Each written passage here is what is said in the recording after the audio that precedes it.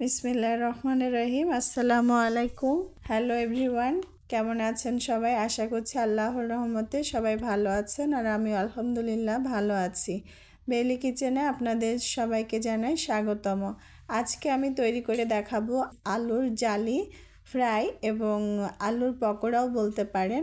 তো চলুন দেখে নেওয়া যাক। আলু দিয়ে যে এত সুন্দর ডিজাইন করে পরিবেশন করা যায় ভাবাই যায় না, আর এগুলো দেখলে তো বাচ্চারা মাথা নষ্ট। তো চলুন দেখে নেওয়া যাক ঝটপট।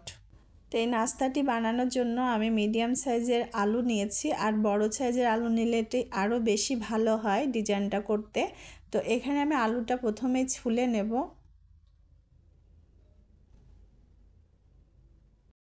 তো আলুটা ছুলে আমি এটাকে সুন্দরভাবে ধুয়ে উঠিয়ে নেব। এখন আমি আলুর দুই সাইডে কেটে নেব। নেওয়ার পরে এই সাইড থেকেও কেটে নেব। দুই পাশ থেকে কেটে নিয়ে এখন আমি 3 ফালি করে কেটে নেব। এই যে দেখুন, এরকম করে ফালি করে কেটে নিচ্ছি। আপনারা চাইলে এটা বটি দিয়েও কিন্তু করে নিতে পারেন। তো আমার এগুলো কাটা হয়ে গেছে। এখন আমি যেটা করব, এটার ডিজাইনটা দেব।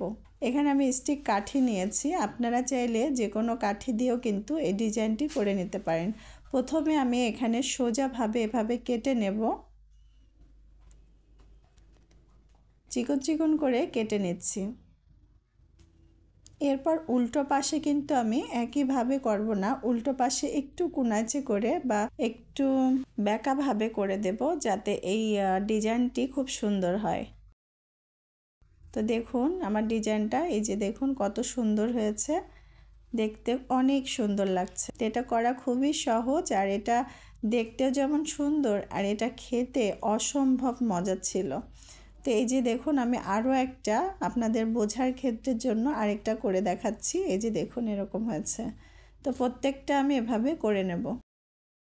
তো এই যে দেখুন করা হয়ে গেছে, আর এটা দেখতে কত সুন্দর লম্বা হয়ে গেল। এই যে দেখুন, এটা কিন্তু খুবই সোজা। আর এই যে মাঝ বরাবর আমি এখন এই স্টিক কাঠি দিয়ে দেব মাঝ বরাবর। এই স্টিক কাঠিটা দিলে ডিজাইনটা আরও সুন্দর দেখা যাবে। আর আপনাদের কাছে এই কাঠিটা না থাকলে এমনিও ভেজে নিতে পারেন, সেক্ষেত্রে কিন্তু ডিজাইনটা অতটা বোঝা যায় না। তো এভাবে দিলে কাঠির সঙ্গে থাকলে ডিজাইনটা খুব সুন্দর লাগে, দেখতেও ভালো লাগে। আর কাঠিটা যখন ভিতরে দিয়ে দিতে হবে, সেটা ঘুরিয়ে ঘুরিয়ে দিতে হবে, আর সোজাসুজি দিতে গেলে কিন্তু আলুটা ভেঙে যেতে পারে। তো আপনি এভাবে ঘুরিয়ে ঘুরিয়ে দিলে কিন্তু সুন্দরভাবে কাঠিগুলো ঢুকানো হয়ে যাবে।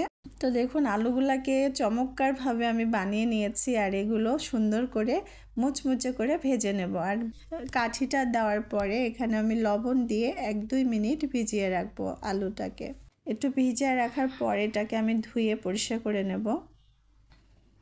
আলুর জালিটা কোটিং করার জন্য আমি এখানে নিয়ে নিয়েছি চাউলের গুঁড়া। আপনারা চাইলে এখানে ময়দা বা কর্নফ্লাওয়ার ব্যবহার করতে পারেন। আমি সরাসরি চাউলের গুঁড়াটা ব্যবহার করেছি। আর এখানে দিয়ে দিয়েছি শুকনো মরিচের গুঁড়া, জিরার গুঁড়া, দিয়ে দিয়েছি গোলমরিচের গুঁড়া পরিমাণ মতো করে। আর এখানে আপনারা চাইলে হলুদটা দিয়ে নিতে পারেন। তো এই যে দেখুন আমি পানি থেকে ঝরিয়ে রেখে দিয়েছিলাম, আর এখন আমি এই কোটের ভিতরে আলুটা দিয়ে সুন্দরভাবে ভিতরে যে কোটটা করেছি এটা ভিতরে দিয়ে দেব।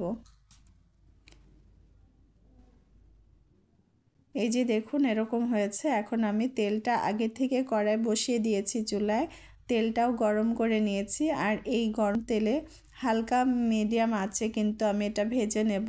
আর এগুলো দিয়ে দিচ্ছি, এগুলো কালার না আসা পর্যন্ত এক পাশ আরেক পাশ থেকে উঠাবো না। এক পাশে কালার এসে গেলে আরেক পাশে আমি উল্টিয়ে দেব। আর এটা মিডিয়াম আঁচে ভাজতে হবে, বেশি জোরেও দেওয়া যাবে না, আবার লোও করা যাবে না। তো দেখুন অনেক সুন্দর একটা কালার আসছে, আর এই পর্যায়ে আমি তুলে নিচ্ছি তেল থেকে। বাকিগুলো আমি একইভাবে ভেজে নেব। এই রেসিপিটি খুবই সোজা, যে কেউ পেরে যাবে। আর হাতের সময় না থাকলেও কিন্তু ঝটপট এই রেসিপিটি তৈরি করে নেওয়া যাবে, আলুর এই চিপসটি। তো দেখুন কত সুন্দর দেখা যাচ্ছে। এখানে আমি একটা ম্যাগি মশলা ব্যবহার করেছি। আপনারা চাইলে এখানে ম্যায়োনিজ দিয়েও খেতে পারেন, টমেটো সস দিয়ে খেতে পারেন। তো এভাবে মশলা দিয়ে দিয়েছি, আর দুটোতে আমি হচ্ছে টমেটো সস দিয়ে দিয়েছি, বাড়ির তৈরি সস। আর সস থাকলে মনে হয় এরকম একটা রেসিপি দেখলে কার না মাথা ঠিক থাকে বলুন। তো যাই হোক, এভাবে বানিয়েছি, খুবই ভালো লেগেছে আর খেতেও খুব অসম্ভব মজা ছিল, বাচ্চারাও খুব পছন্দ করে। তো আজকের এই রেসিপিটা আশা করছি আপনাদের কাছে অনেক ভালো লাগবে। ভালো লাগলে পাশে থাকার অনুরোধ রইল। কতটা ক্রিস্পি হয়েছে, মাশাআল্লাহ, অনেকটা ক্রিস্পি হয়েছে। এটা দেখতেও যেমন সুন্দর হয়েছে, এটা খেতে অসম্ভব মজা ছিল। বিকালের নাস্তায় এটি চায়ের সাথে খুবই ভালো হবে খাওয়ার জন্য, ঝটপট তৈরি করে নেওয়া যাবে। তো আজকে পর্যন্তই, ভালো থাকবেন। আসসালামু আলাইকুম, আল্লাহ হাফেজ।